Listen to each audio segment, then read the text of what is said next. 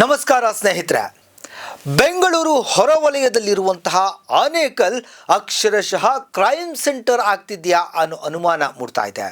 ಯಾಕೆ ಅಂತಂದರೆ ಒಂದೇ ತಿಂಗಳಲ್ಲಿ ಬರೋಬ್ಬರಿ 8 ಮರ್ಡರ್ ಕೇಸ್ಗಳು ಇಲ್ಲಿ ದಾಖಲಾಗಿದೆ.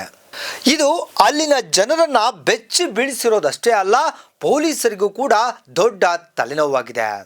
ಆನೇಕಲ್ ತಾಲೂಕಿನ ಅತ್ತಿಬೆಲೆ ಠಾಣೆ ವ್ಯಾಪ್ತಿಯಲ್ಲಿ 3 ಪ್ರಕರಣಗಳು ದಾಖಲಾಗಿದ್ದರೆ, ಹೆಬ್ಬಗೋಡಿ ಠಾಣಾ ವ್ಯಾಪ್ತಿಯಲ್ಲಿ 2, ಸರ್ಜಾಪುರ ಠಾಣಾ ವ್ಯಾಪ್ತಿಯಲ್ಲಿ 2, ಬನ್ನರ್ಘಟ್ಟ ಠಾಣಾ ವ್ಯಾಪ್ತಿಯಲ್ಲಿ 1 ಪ್ರಕರಣಗಳು ದಾಖಲಾಗಿದೆ. ಹಣದ ವಹಿವಾಟು, ಪ್ರೇಮ ವಿಚಾರಗಳು, ಕುಟುಂಬ ಕಲಹ, ಸಣ್ಣ ಸಣ್ಣ ವಿವಾದಗಳಿಗೂ ಕೂಡ ಕೊಲೆ ಮಾಡಲಾಗ್ತಾ ಇದೆ. ಅನೇಕ ಜೀವಗಳು ಇದರಿಂದಾಗಿ ಬಲಿಯಾಗ್ತಾ ಇದೆ.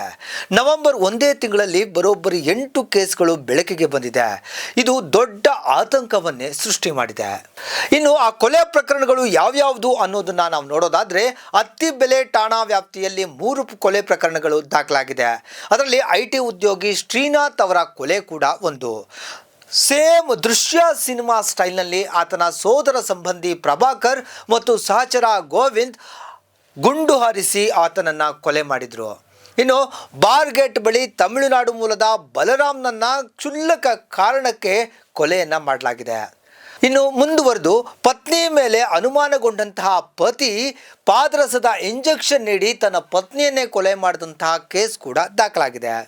ಇನ್ನು ಹೆಬ್ಬಗೋಡಿ ಪೊಲೀಸ್ ಠಾಣಾ ವ್ಯಾಪ್ತಿಯಲ್ಲಿ 2 ಕೊಲೆ ಪ್ರಕರಣಗಳು ದಾಖಲಾಗಿದ್ದವು. ಹಣಕ್ಕಾಗಿ ರವಿಪ್ರಸಾದ್ ರೆಡ್ಡಿ ಎಂಬಾತ ತನ್ನ ಸ್ನೇಹಿತರಾದ ಮಾದೇಶ್ ಮತ್ತು ಬಾಲಪ್ಪ ರೆಡ್ಡಿ ಈ ಇಬ್ಬರನ್ನ ಚಾಕುವಿನಿಂದ ಇರಿದು ಕೊಂದಿದ್ದ. ಆತನನ್ನು ಕೂಡ ಪೊಲೀಸರು ವಶಕ್ಕೆ ಪಡೆದಿದ್ದಾರೆ. ಇನ್ನು ಸರ್ಜಾಪುರ ಪೊಲೀಸ್ ಠಾಣಾ ವ್ಯಾಪ್ತಿಯಲ್ಲೂ ಕೂಡ 2 ಕೊಲೆ ಪ್ರಕರಣಗಳು ನಡೆದಿದೆ. ವೃದ್ಧೆ ಭದ್ರಮ್ಮ ಅನ್ನೋರನ್ನ ಚಿನ್ನಾಭರಣಕ್ಕಾಗಿ ಒಬ್ಬಾಕೆ ಕೊಲೆ ಮಾಡಿದ್ಲು. ಇನ್ನು ಮತ್ತೊಂದು ಪ್ರಕರಣವನ್ನು ನೋಡೋದಾದ್ರೆ, ಅಕ್ರಮ ಸಂಬಂಧದಲ್ಲಿದ್ದ ಮಹಿಳೆಯ ಪತಿಯೇ ಮಹಿಳೆಯ ಪ್ರಿಯಕರನನ್ನ ಕೊಲೆ ಮಾಡಿದ್ದ. ಇನ್ನು ಬನ್ನರ್ಘಟ್ಟ ಪೊಲೀಸ್ ಠಾಣಾ ವ್ಯಾಪ್ತಿಯಲ್ಲಿ 1 ಕೊಲೆ ಪ್ರಕರಣ ದಾಖಲಾಗಿದ್ದು, ತಮ್ಮನ ಕಿರುಕುಳವನ್ನ ಸಹಿಸದೆ ಅಣ್ಣ ಶಿವರಾಜ್ ಎಂಬಾತ ತನ್ನ ಸ್ನೇಹಿತರೊಡಗೂಡಿ ತಮ್ಮನನ್ನೇ ಚಾಕುವಿನಿಂದ ಇರಿದು ಕೊಂದಿದ್ದಾನೆ. ಆನೇಕಲ್ ಕಳೆದ 5-6 ವರ್ಷಗಳಲ್ಲಿ ತೀವ್ರ ನಗರೀಕರಣಕ್ಕೊಳಗಾಗಿದೆ. IT ಕಾರಿಡಾರ್, ಕೈಗಾರಿಕಾ ಪ್ರದೇಶಗಳು, ಅಪಾರ್ಟ್ಮೆಂಟ್ಗಳ ಕೂಡ ಅತಿ ಹೆಚ್ಚಾಗಿ ಬೆಳೀತಾ ಇವೆ. ಗ್ರಾಮೀಣ ಮತ್ತು ನಗರ ಸಂಸ್ಕೃತಿಗಳ ಮಿಶ್ರಣದಿಂದ ಸಾಮಾಜಿಕ ಒತ್ತಡ ಹೆಚ್ಚಾಗಿದೆ. ಅನಧಿಕೃತ ಬಾರ್ಗಳು, ಮದ್ಯದ ಅಂಗಡಿಗಳ ಸಂಖ್ಯೆ ಏರಿಕೆಯಾಗಿದೆ. ಭೂ ವಿವಾದ, ಹಣಕಾಸು ವ್ಯವಹಾರ, ಪ್ರೇಮ ಪ್ರಕರಣಗಳು, ಕುಟುಂಬ ಕಲಹ ಇವೆಲ್ಲವೂ ಕೂಡ ಕೊಲೆಗಳಿಗೆ ಕಾರಣವಾಗ್ತಾ ಇವೆ. ಇನ್ನು ಈ ಬಗ್ಗೆ ಪೊಲೀಸರು ಕೂಡ ಸುಮ್ಮನೆ ಕೂತಿಲ್ಲ. ಈ 8 ಕೊಲೆ ಪ್ರಕರಣಗಳಲ್ಲಿನ ಆರೋಪಿಗಳನ್ನು ಪೊಲೀಸರು ಬಂಧಿಸಿದ್ದಾರೆ.